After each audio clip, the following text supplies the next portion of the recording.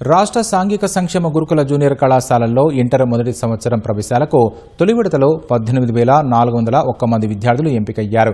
ఈ మేరకు జేసీ సెట్ ఫలితాలను సచివాలయంలో ఎస్సీ ఎస్టీ సంక్షేమ శాఖల మంత్రి అడ్లూరి లక్ష్మణ్ విడుదల చేశారు.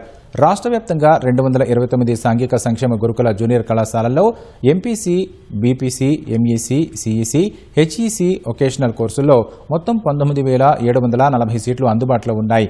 ఇంటర్ మొదటి సంవత్సరంలో చేరేందుకు 45,357 దరఖాస్తులు రాగా ఈ నెల 15న జరిగిన జేసీ సెట్కు 39,052 మంది విద్యార్థులు హాజరయ్యారు.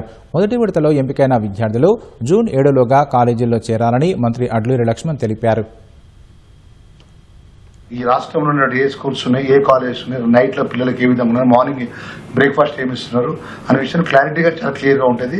మా అధికారులు కూడా ఎక్కడికక్కడికి అధికారులు కూడా పర్యవేక్షణ ఉంది. ఇంకా ఇప్పటికంటే ఇంకా మెరుగ్గా మేము పనిచేయడానికి మేము సిద్ధంగా ఉన్నాం. ఆ విధంగా మేము రేపొద్దున జస్ట్ జూన్ 1వ తారీఖు నుంచి ప్రత్యేకంగా అధికారులు నియమించుకుంటాం. ప్రతి వారికి బాధ్యతలపై చెప్తాం. ఇక్కడ కూడా పొరపాట్లు చిన్న చిన్న పొరపాట్లు ఉన్నా కూడా సరి చేసుకొని ముందుకు పోతాం తప్ప పిల్లలకు సంబంధించిన విషయంలో కూడా ఏ అధికారి పొరపాటు చేసినా తప్పకుండా చర్య తీసుకుంటాం. దాంట్లో అనుమానమే లేదు.